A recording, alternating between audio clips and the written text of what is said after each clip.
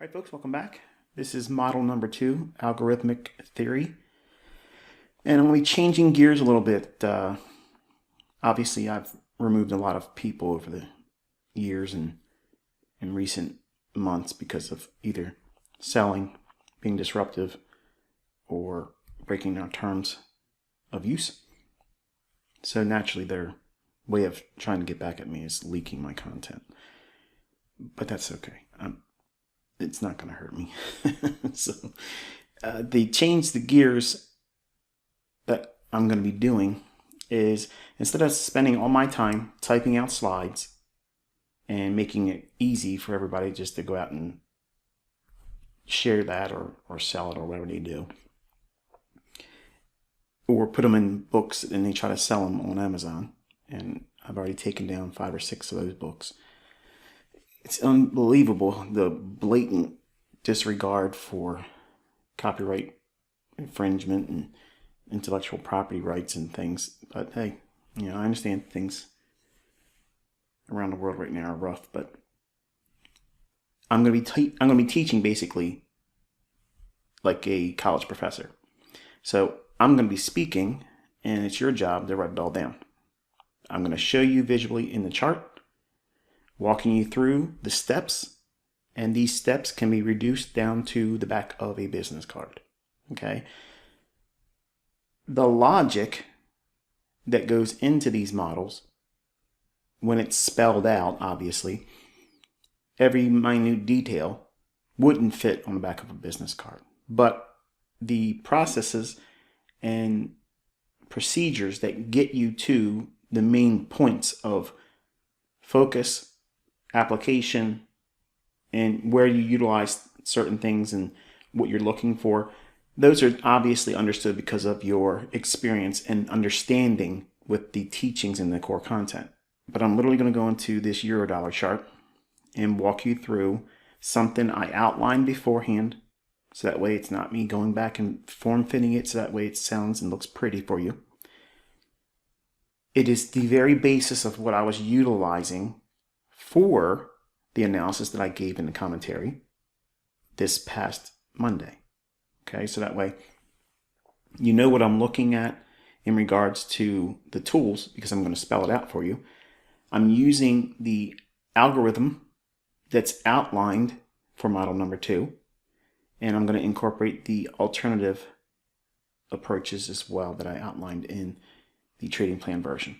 Okay, so you're going to see how, looking at it from the video production and typing it out, it gets real easy to get lost in all those details. And I know it's hard, okay? But I think you'll like this approach better because it's literally me going in using what was already described, and you'll get to see whether or not this stuff really works. Because I've had people shake their fist at me and say, these models don't work. They absolutely work. But unfortunately, I think laziness plagues a lot of individuals that have that mindset. Okay, so I'm going to dispel all that today, and again, bring you more evidence to the fact that these things absolutely do work. All right, so right away, this model really hinges on what the majority of the models do, is what is the weekly range going to do? So the first thing we're doing is looking at a weekly chart. So we're just going to zoom in here in the most recent time frame here of candles. Scrub back here. Now, obviously, this is the week that just closed, and today is the 9th of April, 2022. So it's a Saturday. I'm producing this video. And this was last week's trading. All right, so the question is going to be, is the very next candle, which is obviously right here. Now, before we go any further, okay, just remember what I have been stating in live commentaries before it happens. We have been bullish dollar and bearish Eurodollar. Now, I do not take you into the weekly charts in the commentaries. That's your job. Okay, I'm not going to do everything for you. I'm not going to lay it in your lap. I'm not going to spoon feed you, because that builds codependency. But I want you to understand what the backdrop was behind the scenes, why I'm calling these moves and opinions, if you will, in the commentary. On Monday, in the commentary for Eurodollar, I gave a very specific expectation and we were bearish. We'll revisit that as we get to that point in this lecture, but I want you to watch what I'm doing and listen. Take notes.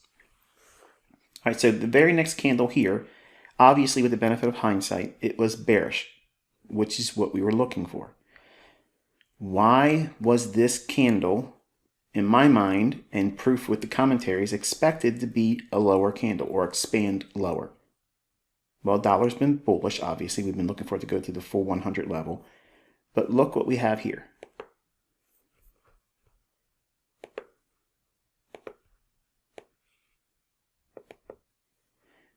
Volume imbalance. See that? We have all of this range here is just on a tail of that candle, and all of this here is the wick of this candle. So there's really no bodies up there. So we traded up into it once more here, when bearish on euro, when bullish on dollar, and I've been trying to take everyone's attention down into that short-term low right there. So this is where we've been focusing. So now, the way you use Model 2 is you start by going back. So you look at the 20-day IPTA data range look back period of 20 days to find your discount arrays.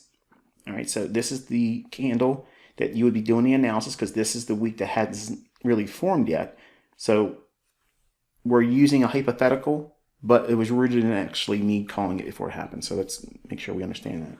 But you would be looking at everything on this calendar week before the new week begins on Sunday. So in other words, we're imagining, if you will, the candle hasn't formed yet, so it would look like that. So you would go back, obviously this is 5 days, 10, 15, 20. So what's the lowest low in the last 20 days? Right here. So that's why I'm focusing your attention there. It's why I've been talking about it in the commentaries. And I mentioned that we were looking for lower prices. Now we traded up into this volume imbalance. It's a premium array. From this range high to this range low. Why am I referring to that? Because this is the most recent decline. This is where it stopped and started retracing. We're bearish, so it's retracing back up into this range. Where's it retracing to? It's retracing back up into the volume imbalance. It traded up into it, and we're expecting higher prices in dollar, and we're expecting lower prices in foreign currency, euro, cable, respectively. So we're expecting lower prices in the next weekly candle to expand lower and work towards this low. Okay. Now, there are several discount arrays that we're going to be looking for. So we have to look for, with this model, it's engineered for capturing 50 to 100 pips. Once you get 100 pips, you're done. Okay, you're absolutely done. It also has time elements to a specific day of the week, and we'll talk about that when we get to it. But we're looking at this swing low down here. So right away, we're going to go through and mark off there is the rejection block here. And we're going to get a measurement on the consequent encroachment of that tail.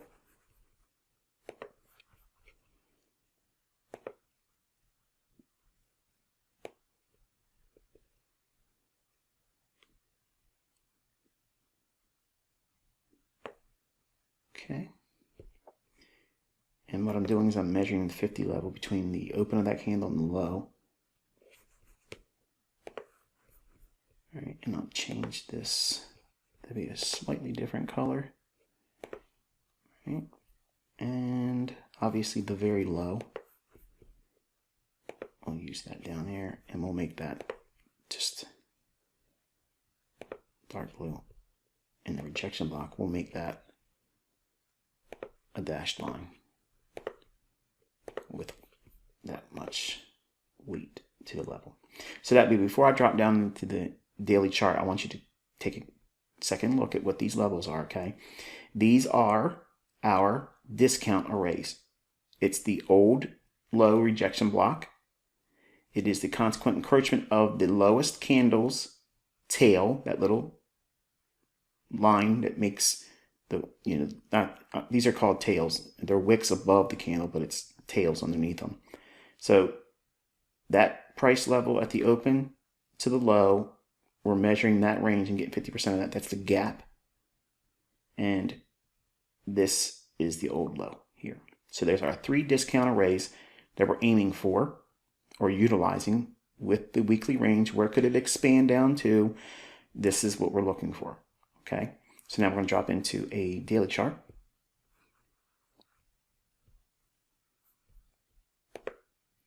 Now, obviously, it's going to take me more time to talk about everything I'm doing than it would be for you to actually just go through the process of actually doing all these things. So there's rejection block, consequent encroachment of the weekly candle tail, and then the old low, which is what we're aiming for. That's always what? Best case scenario. But do we need best case scenario to be profitable? No. Okay.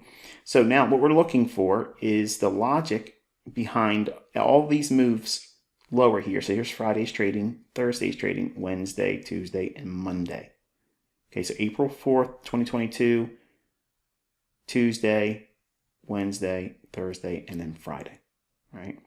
So there were several things that I looked at and outlined for you.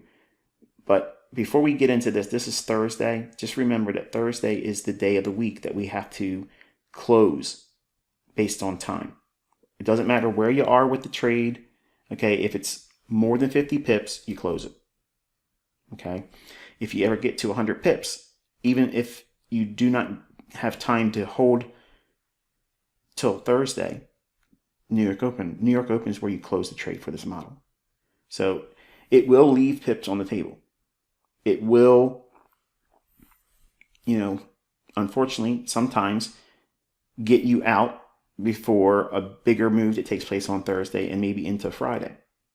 But the point of this model is for you to have a short-term trading approach to build on, because you can obviously tweak this and work with that Thursday time element and remove it if it works for you to hold on to it until Friday, New York Open. Something to that effect. It's something for you to figure out on your own. So there's that flexibility that makes it unique for you. But I don't want to talk about the fact that we mentioned that it could trade up into that area here and then sell off again. I mentioned that and it delivered. What I'm showing you here is this model, which is framed on Tuesday and Wednesday. Okay, so we're going to be using Tuesday and Wednesday's approach. So we'll drop down into an hourly chart. All right, and here is the Monday, April 4th, 2022, right here. And I mentioned in the recording Monday night's commentary. Go back and watch the commentary for April 4th, 2022.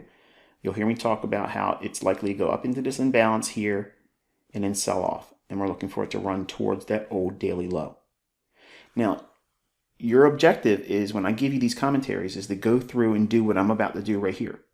And if you haven't been doing it like this, hopefully this will inspire you to do it, because you'll see what you've been missing all this time. All right, so let's stretch this out a little bit. All right, so we have on the hourly chart, going top down, there is our imbalance. I'll shade that right there. It didn't get dark enough for my liking, so there you go. And that is Tuesday's trading, April 5th. Okay. So right away, we have an imbalance here. So now we got to drop down into a 15-minute time frame.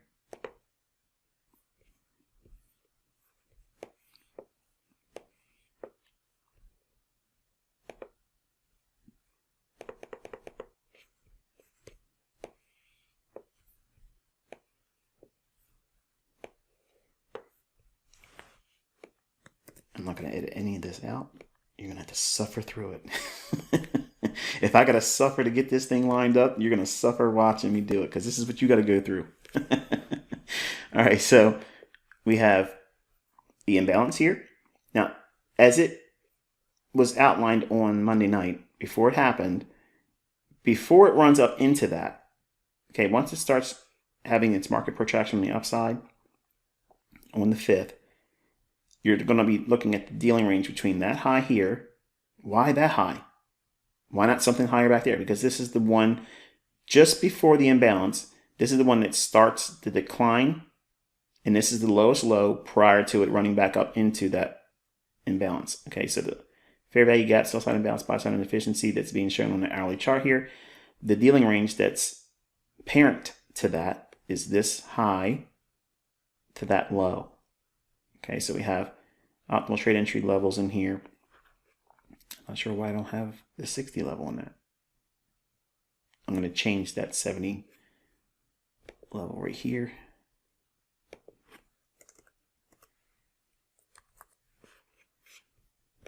There you go. So 62 to 79% retracement level. There's your optimal trade entry. So here we have another element of price.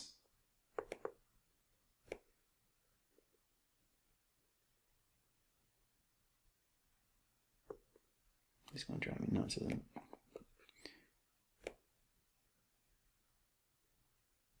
Okay, that'll be good enough for government work. Right there, and we'll shade that. And I'm only doing this so that way you can visually see.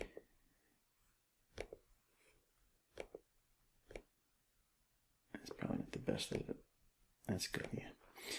All right, so this is optimal trade entry in terms of price range, and inside of that hourly imbalance, so overlapping elements of price. But now we have to go into the most important factor, which is time. So we're going to drop down into the 5-minute chart.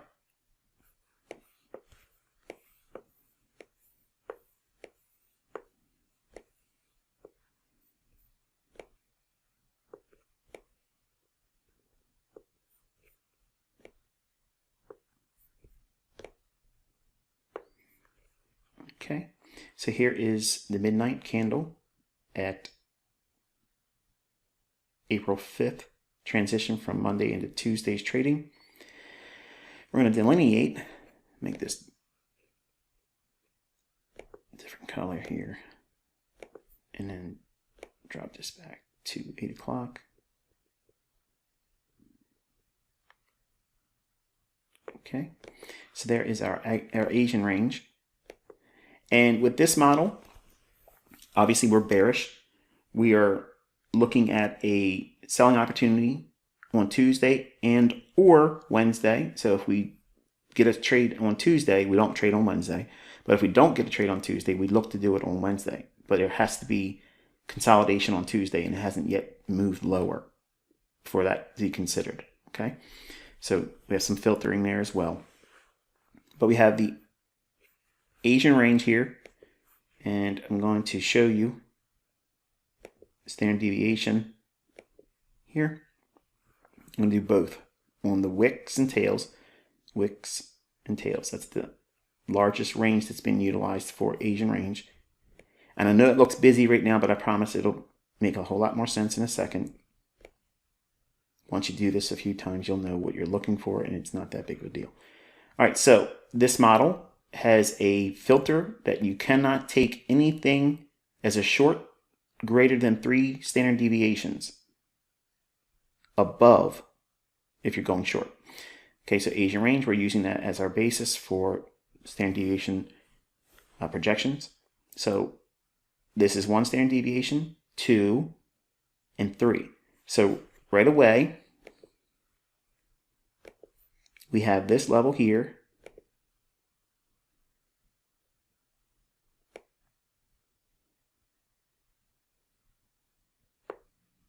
I know it's 1 pip off. It's going to be enough for me, though, because it's going to drive me crazy.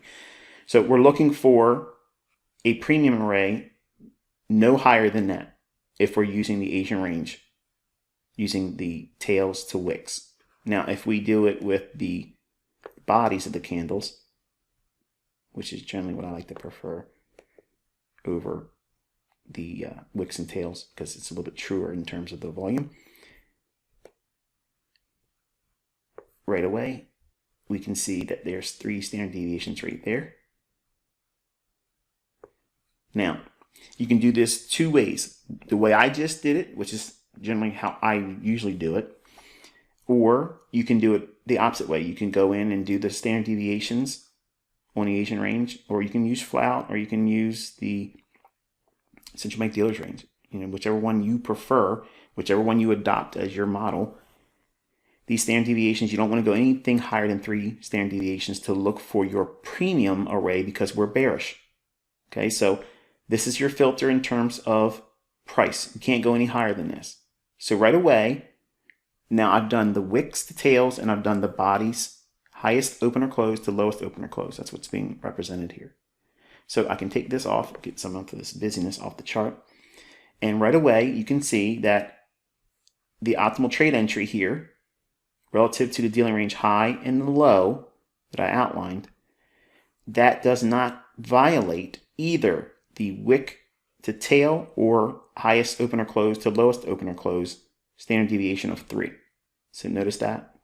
So this is in agreement with the rules. It's inside the dealing range from here to here. It runs above this short-term high where buy-side liquidity will be resting. So it runs up into that. Now, because we have the elements of price and we ferreted out what we're looking for in terms of the range, where should we be scanning or stalking for this very specific price range that we're going to be trying to trade on? We've already done that here. So now I can take this off and clean the chart up even more here. And now it's just a matter of moving this to the kill zone, which is 2 o'clock in the morning. Now, obviously, this would all be done before the market starts trading and creating all these candles in here. This is what you would have beforehand. And then you project it out to 5 o'clock in the morning. And again, this is rooted on the 62% retracement level, and this is 79% retracement level. 79 is outside of the imbalance. Notice that? See that? So what we could do is go over inside this range. What PD array, it's a premium array, is in agreement with this optimal trade entry price range and inside that time window of the London Open.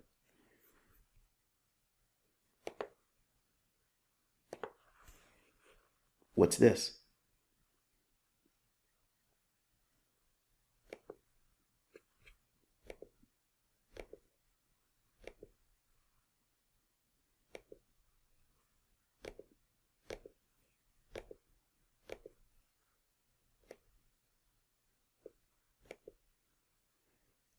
You have a SIBI in the form of a fair value gap right there.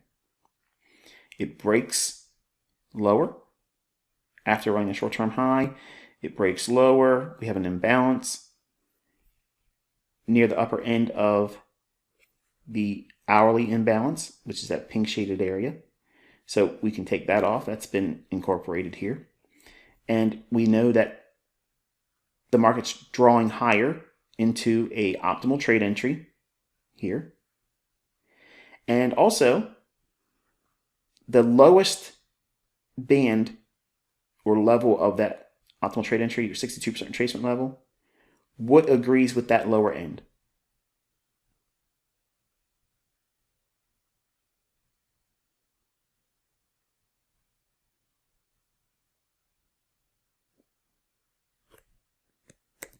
So we have the optimal trade entry, a run above a short-term high. This candle's high here comes in at 98,888. The high on this candle comes in at 98,887. Okay, so it's 1 pipette below. You're going to be doing 5 pips below because you got to factor in the spread. If you're looking for this level to get in, ideally, that's the lowest easy objective for a premium array. You would be 5 pips below that price level. So it would be 83.8. So let's do that.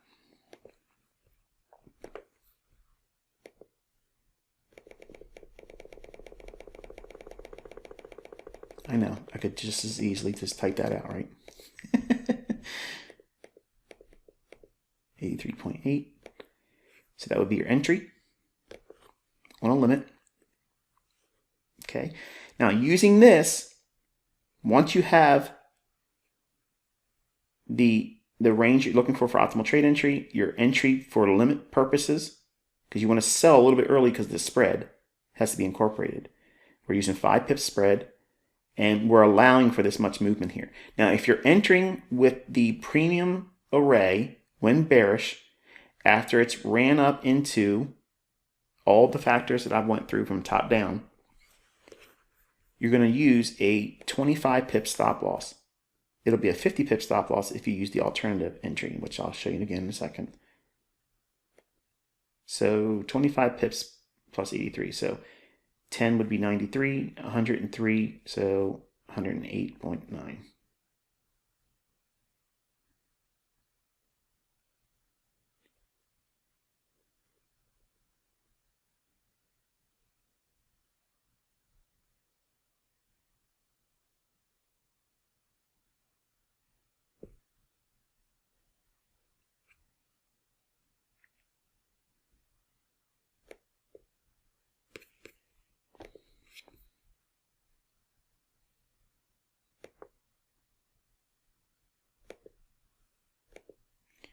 All right, so that would be your risk on the trade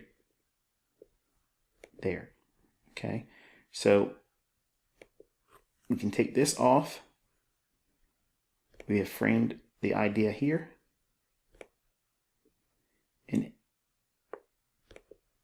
that is the risk during the London Open kill zone entry.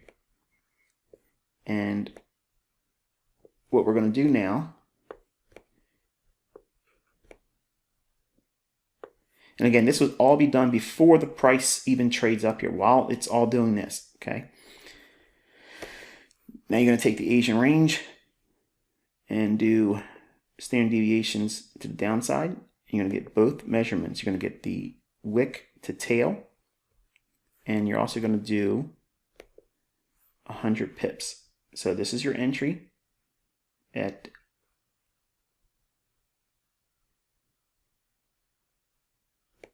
that level there. So 83.8.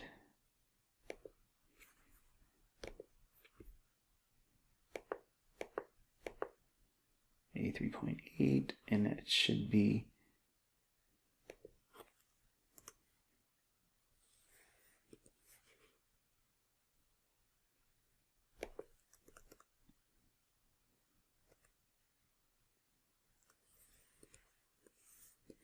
$100 pips.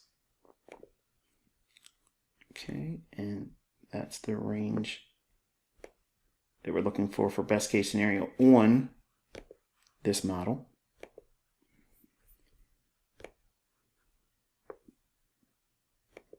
Okay, so 100 pips from entry. This is the rejection block. Remember that dashed line from the weekly?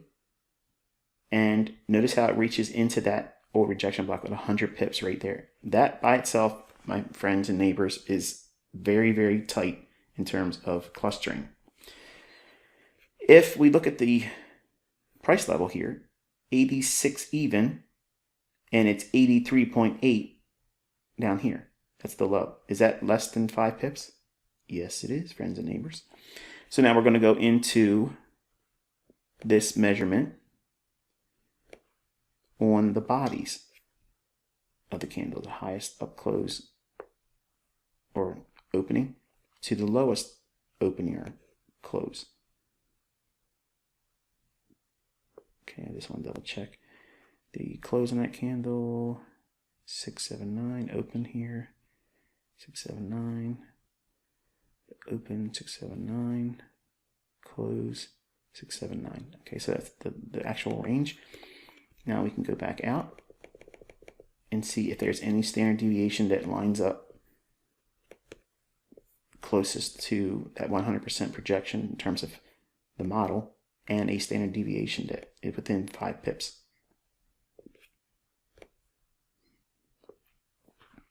All right, so we have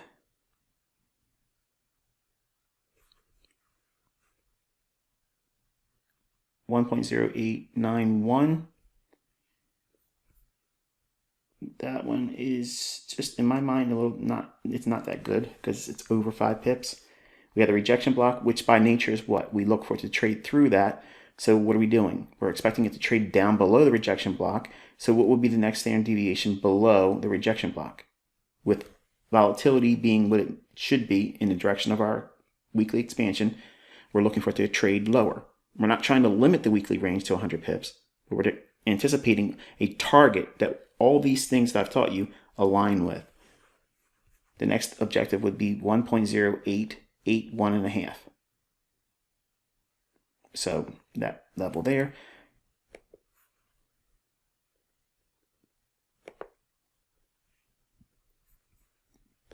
We'll use that as our objective, and we'll change that to a dashed line. Okay, and I'll thicken it up because I want it to be much more pronounced versus this rejection block. Now, let's go back out to a 15-minute time frame. So we have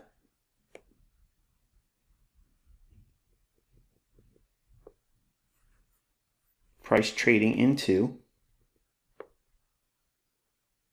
that level here on the 6th.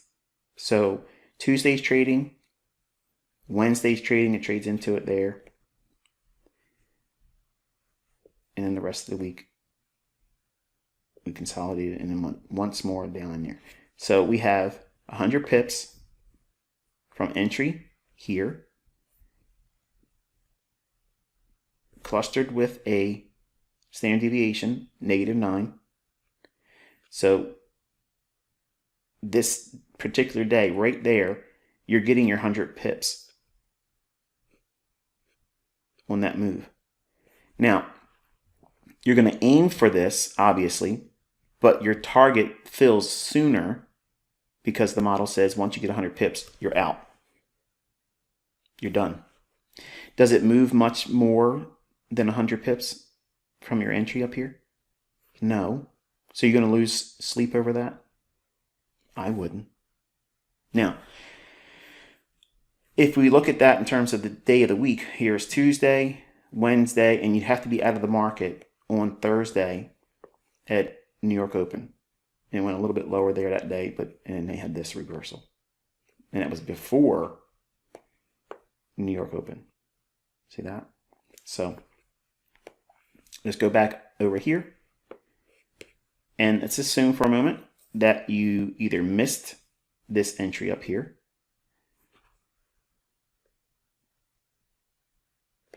or you want to use this model I'm showing you here, which is the European Open.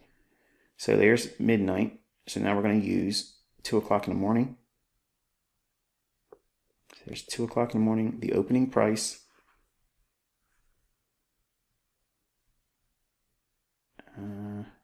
Yeah, I'll just use this one because we're already done with it. Opening price there. So 2 o'clock in the morning, opening price. You want to be a seller above that opening price. But you have to be a short seller on a stop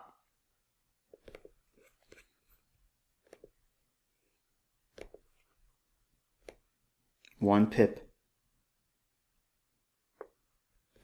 below the Asian range.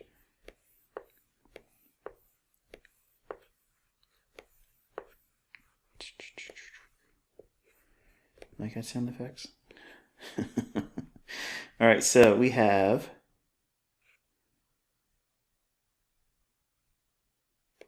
what is that here? Get that out of here. So midnight. I'm sorry, midnight to 8 o'clock.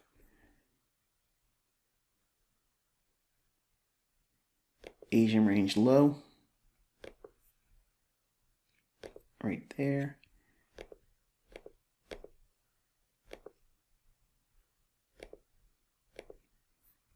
Okay. At 2 o'clock in the morning,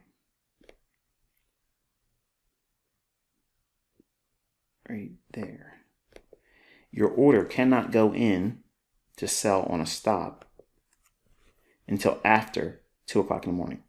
So after 2 o'clock in the morning, you're looking for the market to create a short-term rally, which we're getting here.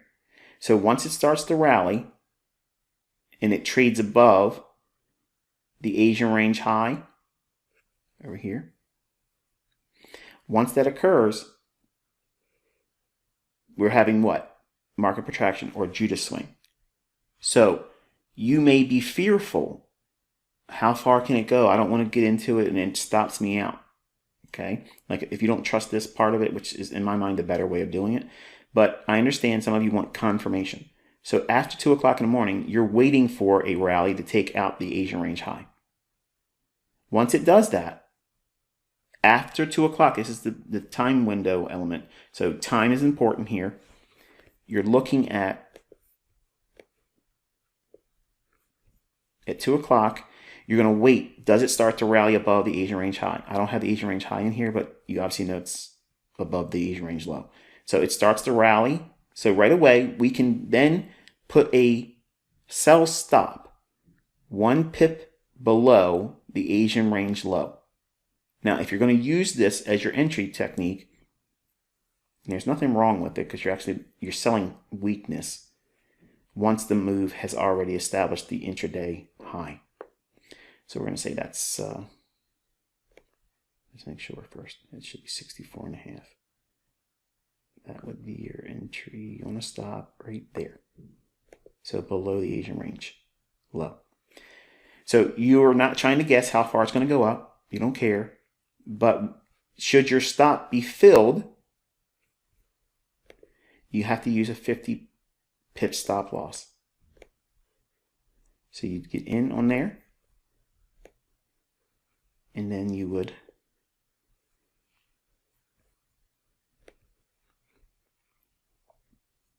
$10, $20, $30, $40, $50. Should be 5 right there. So here's your 50 pip stop loss. So you're selling short. Scrunch this up so you can get a visual of what's actually occurring here. Hopefully I haven't lost you. It's rallying at 2 o'clock in the morning. You're waiting for it to rally. Once it takes out the Asian range high, and let me just put that in now because it'll make better sense now that I have it dressed up like this. Once you do this on your own charts, it'll be much more meaningful to you because you'll be able to put the price action axis and time. You'll put the charts the way it looks nicer to you instead of how I have it. I know what I'm looking for, but this might not be so aesthetically pleasing to you at the moment, but I promise in a second it'll be nice. And then the Asian range high here after 2 o'clock right here, you're waiting for it to rally above the Asian range high. Once it does that, you're putting a stop on to sell stop as the entry. So you're not really buying anything and putting a sell stop below to protect anything. You're placing a sell stop at that price level. Once this Asian range high is taken out, once it trades above it, it's it. So you have to wait post 2 o'clock in the morning here. Asian range high is taken out. You can put a sell stop down here. And that way you don't have to guess how far it's going to go up. And it'll only put you in once it starts to go down. Once it breaks the Asian range low, which it does here, you have a 50 pip stop loss. You're filled right on that candle right here. Or you should be. Let's see what the low is on that. 62.3. Yeah, you should. I mean, depending on what your broker is. If they're fickle, they may not fill you there. But you get filled here for sure. And once that fill is done, even if you got filled here, you're not even getting half of the stop exposure with this retracement higher. It spends some time in here, but you're sleeping. Once you put your order in, you put your stop in, and your limit order in, down here at 100 pips, you're done. You just let it do what it's going to do. It's either going to stop you out, or it's going to hit your objective down here. Now, you can put 2 orders in. You can put one short on a stop, selling at 109.65.4 with a stop loss up to 110.14.4. So that would be your 50 pip stop loss, excuse me. And then that one contract or lot, standard lot, whatever you're trading, mini, micro, whatever, would come off at 100 pips. And then the second order, so you would place 2 orders, because that's what this model is calling for. Your second order, you're getting out at 50 pips. So you're going to take 50 pips off on one of the standard lot, micro lot, mini lot, whatever it is you're using. And then you're holding the second one until it gets down to hopefully 100 pips. So both of them would have been filled. And you can see this was the result. So it fills you here. You never even make it to Thursday. But had it not filled it on this drop down, it would have happened here. If it wouldn't have happened at all, say it consolidated longer, you would have been filled here on Thursday, early morning before New York opened, and you never would have suffered any of that drawdown back into, and maybe even stopping you out. Now, once you move 25, the way you do your stop loss is real easy to remember this, by the way. My stop loss protocol managing the trailing stop loss is 25, 50, 75. Okay? It's 25% of what you expect to see in profit. If it starts to see that, like right here, your stop loss can drop 25%. If it drops down in your favor and you're making 50% of your expected profit objective, your stop loss drops 50%. And then once it drops to 75% of what you're expected to make in your profit, your stop has to be at break even. It never, ever, ever comes close to break even. But that's the protocol for stop loss management. Okay. So I've literally taken you through model number 2. I broke down how you could have applied it to this actual event. We called Euro lower. I gave you a very specific element of entering on the 5th based on the 4th's commentary. This movement up in here, that was that hourly imbalance. Let's go back up to the hourly. And this one will be done. All right. And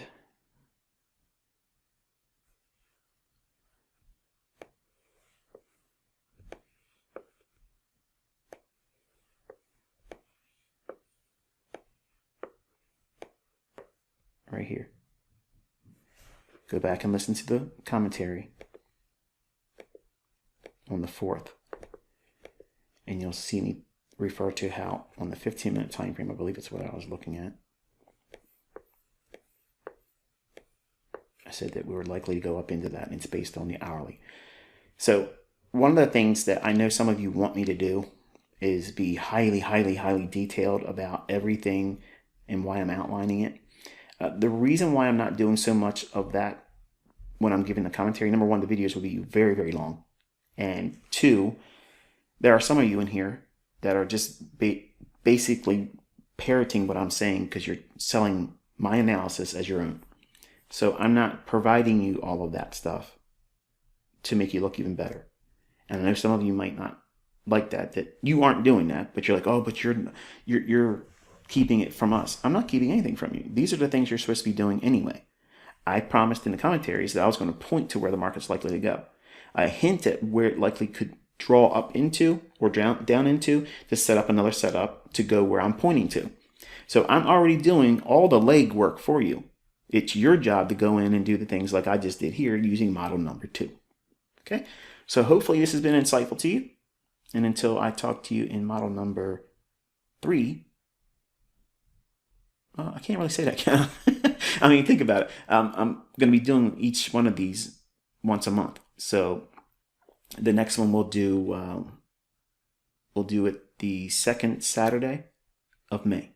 Okay, so the second Saturday of May. Let's look at that, what that would be here. Saturday, the 14th of May. That will be when I do model number 3's algorithm lecture. Okay, so I literally walked you through the components, what you're doing, what it looks like, why are you doing it this way, what are you looking for, step by step, taking you right into the chart. It absolutely works. It's very, very precise. It's right out of what I explained, and it was explained years ago. So there's been some delay. Notice that? It ain't like, oh well, we're gonna find something that works. No, I just told you something this Monday. And if this would have been your approach, if you want to be a short-term trader, you don't have to be in front of the charts the whole time, monitoring and babysitting it. You can apply something like this. And it doesn't have to be just this. You can tweak it and fine-tune it with other things that you have grown accustomed to liking and drawn an affinity for, with other tools and other approaches and what you're looking for targets and such. And basically make it your own. So this was my submission for model number 2 for algorithmic theory, and actually taking you into the chart. And that's what we'll do when we do model number 3 on May 14th, 2022. Until next time, be safe.